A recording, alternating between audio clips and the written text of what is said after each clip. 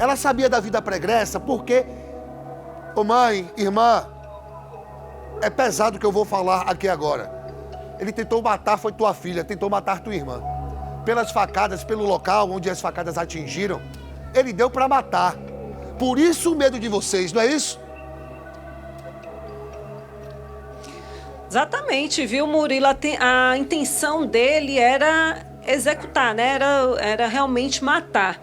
Na verdade, a Ângela, né? A companheira dele de 4 anos. Esse relacionamento era um relacionamento já conturbado. Vou pedir para a irmã contar um pouquinho para a gente, porque eles tinham 4 anos, né? Se relacionando. E como é que eram? Tinham muitas confusões, tinham muitas brigas, agressões físicas? Muitas confusões. A gente já chegou aí na casa dele, de vizinho, ligar pra gente da casa dela, para pedir para ir buscar ela grávida, que ele queria cortar a mangueira do bujão para botar fogo na casa com ela grávida e o menino dentro. Ele batia no menino, ele batia nela. E ela sempre negava. Quando a gente perguntava, o menino contava a gente, ela negava. Ela não brigava com o menino estava mentindo, o menino estava inventando. Ela ficou contra a família toda, a favor dele, porque a gente não queria ele aqui. Ela dizia que a casa era dela, que ele ia ficar assim, deixou de falar com a mãe, com os irmãos, com todo mundo. E a gente sempre tentando puxar ela pra gente, ele puxava pra ele. E eu não sei que doença que ela tem por ele, que ela só ia pelo que ele dizia. Ele espancava ela de noite e de manhã, onde eu estava no maior amor, saía de mão dada pela rua. A rua toda sabia, a rua toda comentava, mas ela saía com ele assim, continuava com ele assim, e não aceitava que o que ela estava vivendo era um relacionamento abusivo, que podia chegar à situação que chegou, porque os golpes que ele deu nela foi para poder matar. Ele deu 2 golpes nela para tentar pegar no pescoço e no rosto dela. Foi quando ela botou o braço na frente que ela conseguiu se defender. Ele podia ter matado ela, a filha, o filho dela, tudo, porque ela estava com a criança na mão. Quando ele golpeou ela, ele já estava esperando já, ele premeditou tudo. Porque quando ela entrou, ele fechou a porta e golpeou ela. Não deu tempo nela, não teve nem tempo de reação. Ela só conseguiu defender o pescoço e o rosto porque ela levantou o braço. Mas as primeiras facadas foram na barriga e na perna, foi que ela caiu no sofá, foi quando ele foi golpear o rosto e o pescoço dela. E depois disso tudo, ele disse que amava ela, que estava arrependido, pediu perdão, que não sabia o que aconteceu, porque que ele fez isso. E ela ainda está preocupada com ele. Ela está preocupada com ele, ela quer saber o que foi que aconteceu com ele. Oi, Murilo, você tem pergunta? Eu tenho uma pergunta. Ela, a irmã, acredita que diante desse histórico existe uma possibilidade dela aceitar ele de volta? Porque diante de 4 anos de agressões, espancamentos, e ela sempre defendendo ele...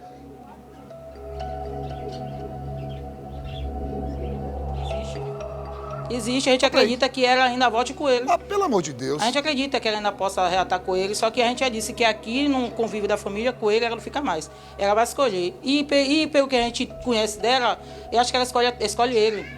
A avó do filho dela mais velha já disse que ela vai ter que escolher o filho ou ele. Se ela escolher ele, ela não vai ter mais acesso ao filho dela mais velho. Que o filho dela, desde pequenininho, mora com a avó. Só esses 2 que moram com ela, porque também não tem pai, não tem ninguém por ele, só tem ela. E eu acredito que ela ainda volte com ele, se precisar, ela visite ele em presídio ainda. Meu pai do céu. Cara. Olha, o que você acredita, né, que ela tenha esse envolvimento tão forte com ele, né? Que ela sempre volta, que eles sempre resgatam esse relacionamento. O que você acha que isso acontece? Porque ela está doente. Só pode. Ela precisa de tratamento, ela precisa de ajuda. Só que não é ajudar a família, que ajuda a família ela não quer. Ela precisa de ajuda psicológica, ela precisa de ajuda de pessoas de fora, para poder ver se ela entende que o que ela está passando vai levar ela ao fundo do poço, vai levar ela para o caixão. Porque o que a gente fala com ela não ouve mais. Ela não ouve os irmãos, ela não ouve minha mãe. Eu tenho 2 irmãos que são cristãos, conversa com ela não ouve meus irmãos que não moram aqui. Ela não ouve mais ninguém, ela só enxerga ele.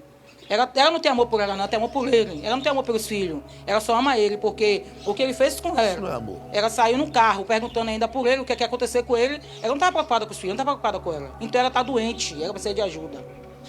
Olha, Murilo, eu vou colocar aqui, vou colocar aqui o fone para que você possa se comunicar também com a irmã. A irmã é a Carla, né, que está preocupada também. Inclusive com a situação da família, porque esse homem, ele ameaçou a família inteira, né? Então, a família tem muito medo que ele consiga, de alguma forma, se livrar da prisão e volte, né? Porque já sabe como é a rotina aqui da família e volte para tentar pegar alguém. Então, elas estão preocupadas aqui, não é isso? Sim, a gente pede até ajuda da Polícia Civil, a Polícia Militar, do Estado, que possa fazer alguma coisa que não deixe ele sair de lá. Porque, segundo informação, a gente soube que ele está no hospital ainda, passou por cirurgia. Oi.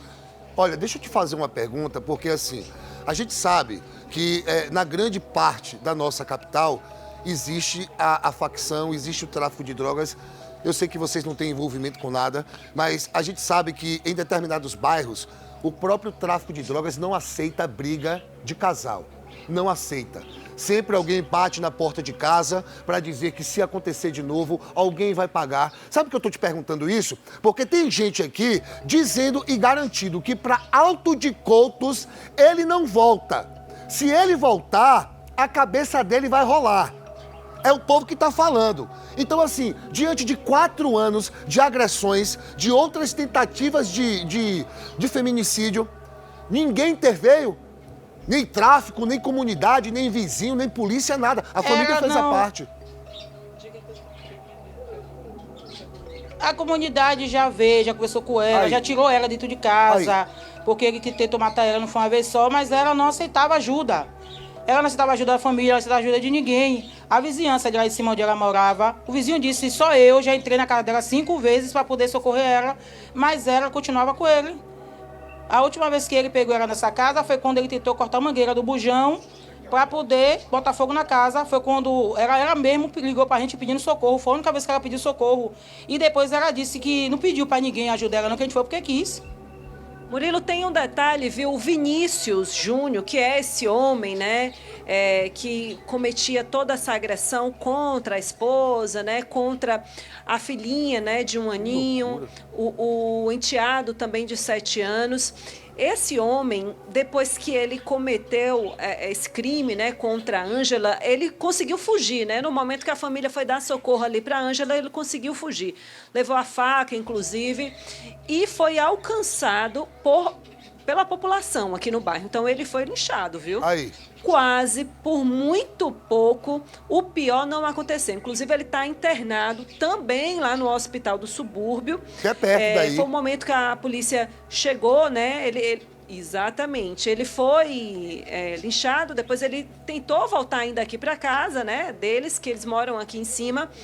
E aí foi nesse momento que a polícia já estava aqui e conseguiu fazer a prisão desse homem. Ele foi, então, encaminhado para o Hospital do Subúrbio, porque realmente ele foi bastante agredido. Então há uma revolta, não só aqui da família, mas de toda a comunidade, porque todo mundo acabava presenciando um pouco essa situação de violência que a Ângela passava. E não só ela, viu? A gente tem que deixar bem claro que não era só a Ângela que estava sofrendo, né, com essas agressões. O filho dela, de 7 anos, também vinha sendo agredido. E quando ele relatava para a família, olha, ele está me batendo.